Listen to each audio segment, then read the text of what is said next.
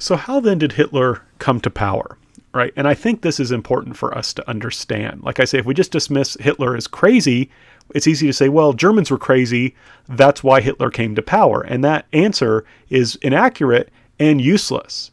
Right? If we want to learn something from Nazi Germany, I think a good thing to learn is how could a evil genius rise to power? And I think that's a good lesson. And so we're going to try and understand this. So first of all, Hitler was not alone among Germans in feeling a sense of shame at its defeat in World War I and the problematic peace that followed World War I. Now, one thing I tried to emphasize in the section on World War I is that the war had a lot of causes, and we can't just point to one country and saying, oh, it's their fault. However, the Versailles Treaty basically pointed at one country, Germany, and said it's Germany's fault. And that was in many ways unfair, and it made the Germans very upset. They dreamed of being able to, many Germans dreamed of being able to restore their national glory and, in a sense, becoming a normal nation again. And I'll talk about what I mean by that shortly. In addition, Germany, like many parts of the world, did not see the 1920s as like the roaring 20s. Remember, the United States, and being most of us are listening to this, or of course, are going to be Americans, we think of the 1920s, oh, that was that boom time when things were good until the Great Depression hit. But for countries like Germany, where people, remember, something like 800,000 Germans had starved to death because of the blockade, the end of World War I did not bring a boom time. There were serious economic problems in the country. And it's important to stress that these economic problems started occurring in the 1920s, and they became worse with the Great Depression.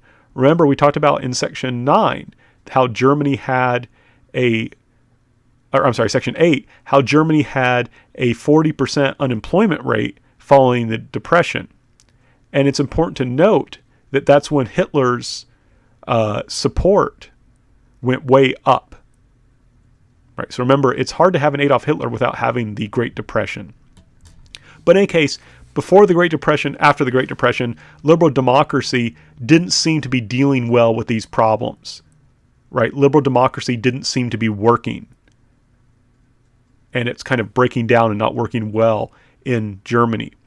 Right? Germany had been reconstructed into a weak state with the idea that then it couldn't threaten France or its other neighbors. But that weak state was a liberal democracy and wasn't able to deal with these serious economic problems, wasn't able to deal with this sense of defeat and dishonor that Germans felt, that many Germans felt. And so many people started kind of questioning liberal democracy and started seeing Nazi fascism as a possible alternative to liberal democracy, right? Democracy doesn't seem to be working. Let's try something else. That was the basic idea. Now, what's key too is that many people, many Germans, did not like the Nazis, but they couldn't see any other alternative. Right? Some Germans said, you know what? The Nazis, we don't particularly like them, but liberal democracy isn't working, and we're afraid because liberal democracy is weak, and the communists, including in Germany, there was a communist party in Germany, are getting stronger. And we're afraid of the communists because the communists preach class warfare, right? If I'm a middle class person, if I have any kind of wealth, I'm afraid of communism because communism says that, well, I could only have gotten that wealth by evil means, and therefore I need to be liquidated, right? So there were many Germans who were anti-communist and did not think liberal democracy would be strong enough, especially their weak liberal democracy, to stop communism, and so they were willing to accept and support fascism, support Nazism, even if they didn't really believe that much in it, right? One thing we have to think about, and you can think about this when you vote in an election, right? Typically in the United States, you have two people running for the same office. You may not like either one, so you pick the one that seems better than the other or less worse. And for many for many Germans, Nazism seemed like the best available option. So you have some Germans who believe in Nazism, think it's awesome, think it's a great alternative to liberal democracy. You have other Germans who don't particularly like Nazism that much, but they think it is strong enough to protect them against communism, which they really despise because it's a threat to them. And that's enough to allow Adolf Hitler to win democratic support. Now, one thing I have to stress, the Nazi Party was never a majority when there was actual democracy in Germany. They never won a majority support. However, they won enough support that Adolf Hitler was made Chancellor of Germany, right? Adolf Hitler was made Chancellor of Germany. Now, you may ask yourself, what's a chancellor? It's kind of like a prime minister, but he's going to basically be holding high office, somewhat equivalent to a president in Germany. So he never wins a majority vote, but he wins enough support from people who believe in his ideas or who see fascism as a better alternative than communism. He gets enough support from them. And the reason they're willing to support him is, in addition, not only because of the rise of communism, but because of economic problems and hopes and general frustrations about the problematic peace following World War I. Now, in a sense, Hitler got lucky in that a communist will set the Reichstag on fire. What's the Reichstag? It's basically the equivalent of the Congress building, right? It was the building where the Congress of the equivalent of the Commerce of Germany met. And a communist, who was actually Dutch, he wasn't German, burned it down. Now, the fact is, it would seem that that man actually was crazy. Like, I mean, he really was insane. He was not a reasonable person. He lost his use of reason, and he committed arson, kind of acting out on his insanity. But Hitler maybe didn't know that, or if he even knew it, he didn't care. What he did was, he could argue, see, look how strong the communists are. Look how brazen the communists are. Look at how they want to overthrow our government. You need to give me power so I can deal with these communist threats. Right? So Hitler will say, we're under threat from communism, so I need power to deal with that threat. And people, the Congress building did get burnt down by a communist, so people believed him, and Hitler was awarded these extra powers, which he used to crush communism in Germany, but also he started to use to arrest his enemies, right? He used the pretext of the threat of communism to get power, but then he used that power not simply to eliminate the communists, but in order to arrest all of his enemies, right? In order to arrest all of his enemies. And this of course was scary, right? If you're a German person, you might, be afraid of this. But what's also disturbing was Hitler and the Nazi Party had a group of thugs. Sometimes they're called stormtroops. German, I believe it's Sturmabteilung, the SA. And these guys are basically Nazi Party thugs who, if you are considered an enemy of Hitler, or if you aren't supporting his policies, they'll come over to your house or to your store and threaten you or just beat you up and mess up your store. Right? So now basically what Hitler has been able to do is he's won support among a good portion of Germans. He then uses that support to gain more power so he can punish and intimidate those who might oppose him. Right? So you have strong supporters of Hitler. You have people who are weak supporters of Hitler. And then you have people who are too scared to do anything, and people who are not too scared to do anything people who are not too scared to do anything can easily just be arrested or executed or whatever. And one thing that I think is fascinating and in a sense disturbing about the Nazis was that as Hitler seizes power, he wants complete power. Right? Remember I said that this is a totalitarian organization. So the Nazis will not only seize power, they will disband any organization that they see as a threat to their power. Right? They will disband any organization that they see as a threat to their power.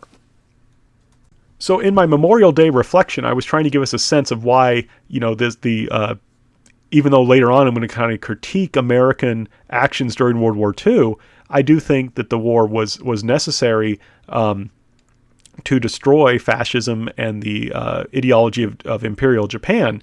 And to give you a sense of why, let's go back again to this issue of disbanding organizations. One thing that the Nazis did was they disbanded scouting organizations.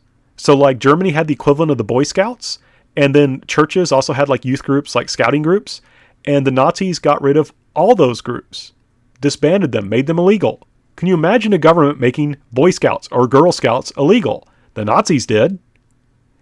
And they formed what was called the Hitler Youth to replace them. So you had all these different scouting groups.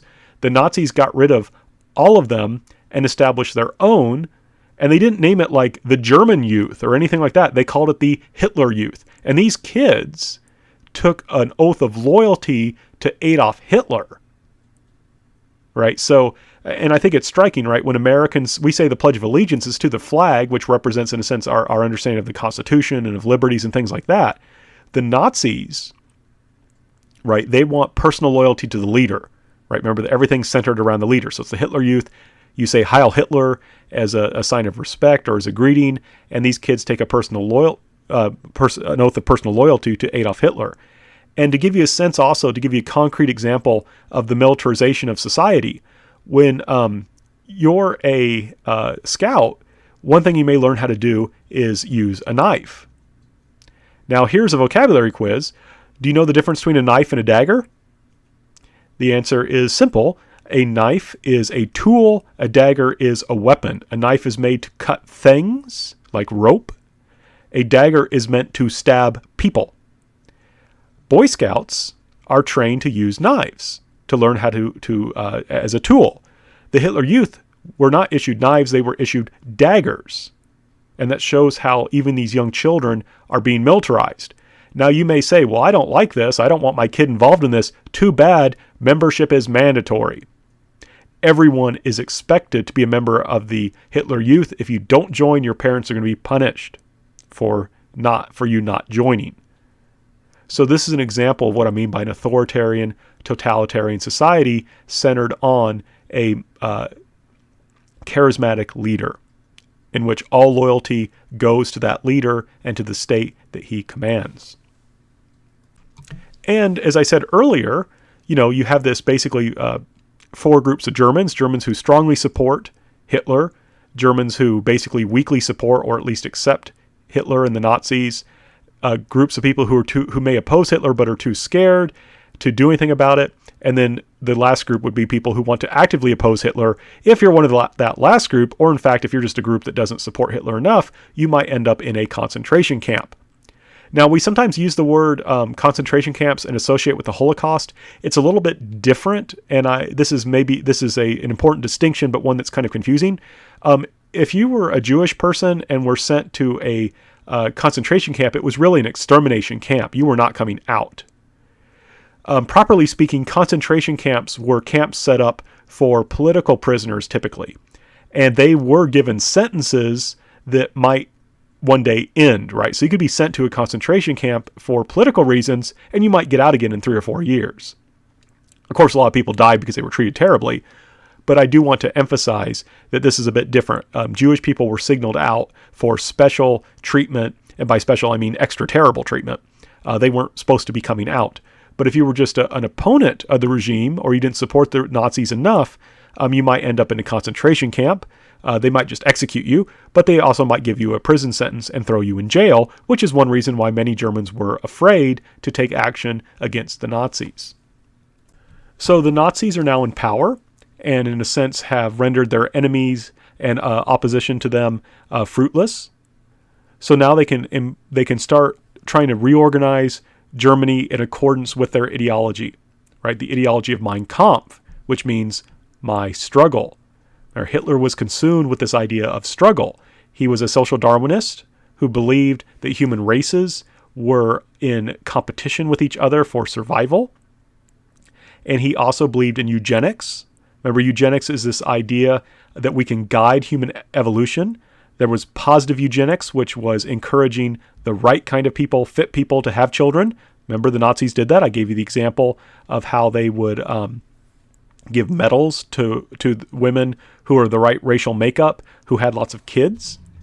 The Nazis were also interested in practicing negative eugenics, which would be sterilization, typically, or even murder. And the Nazis talked about this idea of life not worthy of life, right? This idea of life not worthy of life, of human life that should not be alive. And you can see an example here in this poster. You have a healthy, in a sense, male attendant who is has to spend his time taking care of this clearly handicapped person. And you'll notice there's some numbers. That's 60,000 Reichsmarks. That's money. And it's saying this person costs this much money to support, right? We're spending money on this person, this life not worthy of life. Wouldn't it be better if we didn't have to spend this money, right? If we didn't, we could use that money to help build a neues Volk. That's the bottom, a new people. And this was reinforced through math textbooks. For example, there would be questions saying, okay, if we have to pay 60,000 Reichsmarks a month to support handicapped people, and there's 1,000 handicapped people, and we can build tanks at the cost of 20,000 Reichsmarks. If we didn't have to support these handicapped people, how many tanks could we build? So the German state will start practicing negative eugenics. It will force many German people to be sterilized. They will be focusing in particular on anyone who they deem a threat. What's curious is, like I said, this is a kind of pseudoscience. So they would sterilize, they kind of understood things as hereditary that really maybe aren't. So for example, if a woman was found to be promiscuous, whatever that means, she could be sterilized. You could be sterilized if you had a nervous breakdown, because that might indicate you're feeble-minded. I don't know if nervous breakdowns run in families or not, but German Nazis certainly thought they did. And this was public, but what was private and a secret was that there was actually a euthanasia program where instead of just simply sterilizing people so that they would not have kids, they were just flat out murdering people. So they were murdering handicapped people, and they would just say, oh, the person died of pneumonia, and oh, you want to do an autopsy? I'm sorry, we already cremated the body. Now, interestingly enough, there was opposition to this. Germans at times could unite to oppose the Nazis. The Nazis didn't stop doing this, but the protests did force it to go deeper underground. Now, one thing we have to emphasize, though, and I kind of pointed to this in our previous section where we talked about social Darwinism, and I focused especially on its development in the United States. We can't just look at the Nazis and say, oh yeah, we're so much superior. Look at all these terrible racist things they were doing. Here is, to kind of challenge that perspective, I want to show this poster to you. And the German at the top says, we're not alone. And you have a German man holding a shield protecting his wife and child. And the shield is a reference to a law, a eugenics law, right? So there's this idea that eugenics will protect the German nation. But going back, why does it say we're not alone? Well, the nations on the left are marked as nations that already have eugenics laws, right? Nations that already have eugenics laws. The nations on the bottom are nations that are considering eugenics laws. So the Nazis are justifying their use of eugenics by pointing out the fact that other countries are doing the same thing, including the United States.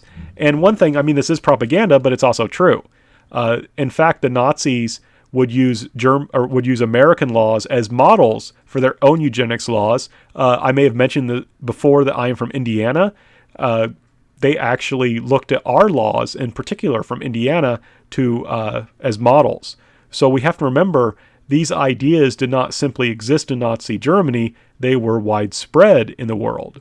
And in the United States, you had this kind of ideas of social Darwinist and eugenic laws being practiced. And one group that was singled out for particularly atrocious treatment were German Jews.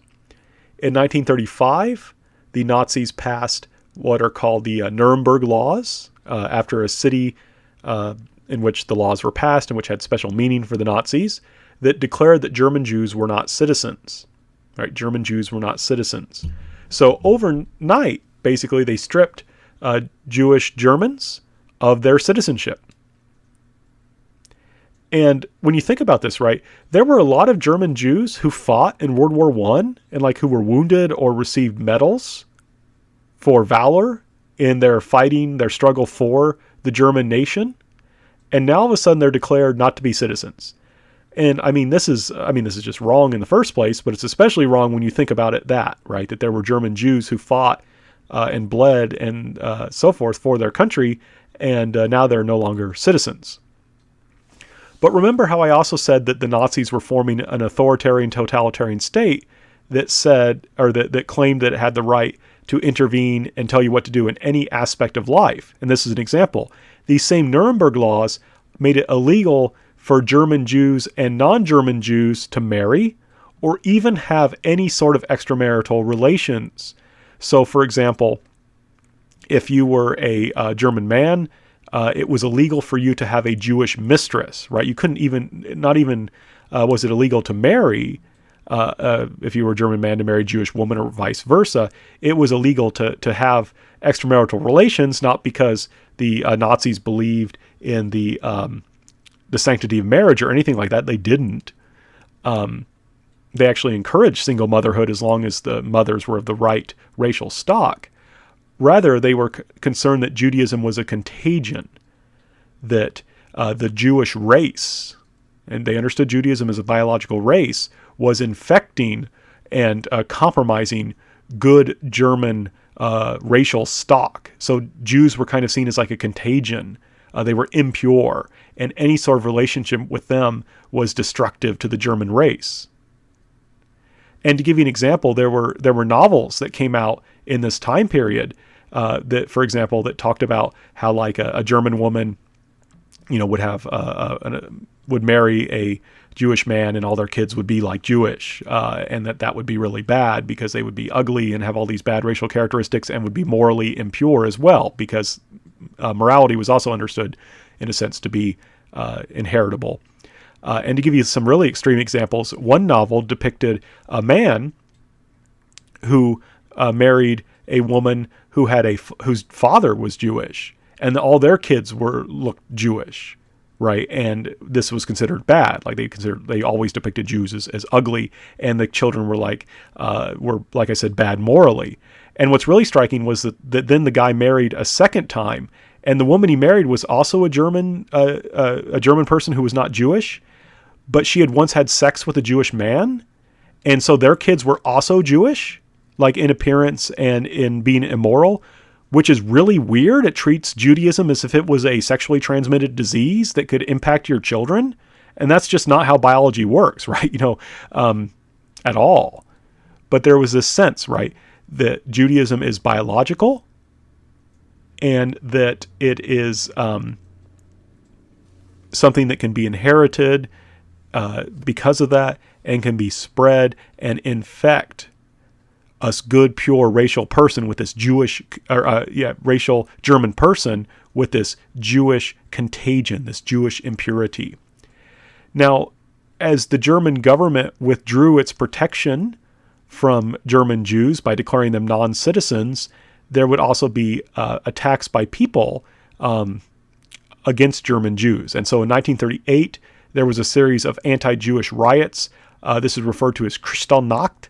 It literally means glass night, but it's usually translated into English as Night of Broken Glass. And you can see on the right, that is a Jewish store that has that people attacked, anti-Jewish people attacked, and have ransacked and destroyed, at least much of the inside. The synagogues were burnt. If you're not familiar with what a synagogue is, it's kind of like a Jewish church. And what's striking is the fire department, for example, a synagogue would be burning and the fire department would come and watch it burn. The reason they came was just to make sure the fire did not spread to the buildings around it, which were owned by non-Jews. And so if you were a Jewish person, this was really scary. The government is not going to protect you. It's going to just let people riot against you and attack you and steal your stuff and burn down your synagogues and so forth.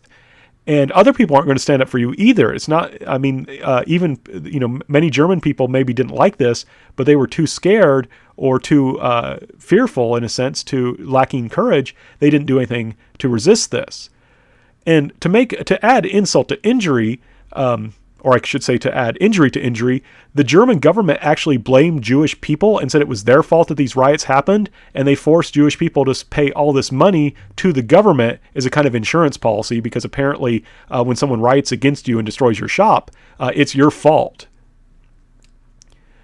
And one thing we have to stress, sometimes people will say, well, Adolf Hitler, he did some good things, right? He helped Germany develop economically. It's like, yeah, but he did that in part by seizing Jewish property, right? The German government did take a lot of Jewish property and use it to fund economic development. I mean, if this isn't, to me, something to be praised.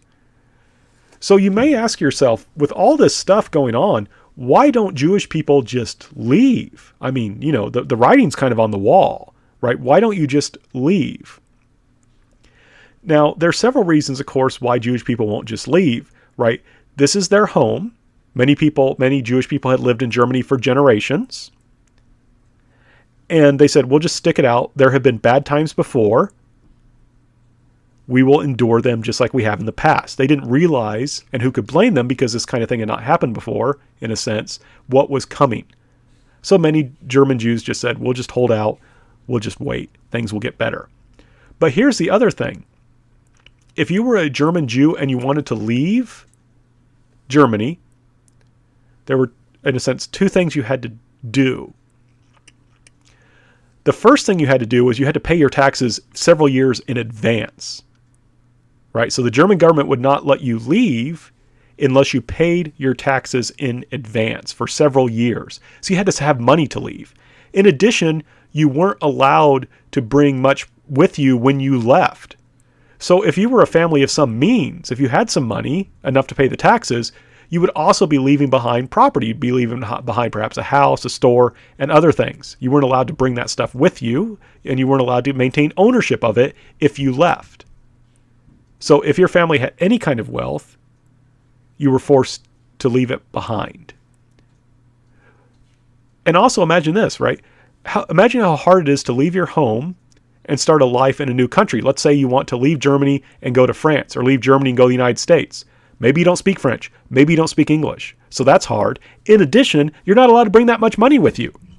So can you imagine trying to start a new life in a country that you're unfamiliar with, whose language you don't speak, and you don't even have any money with you to do it?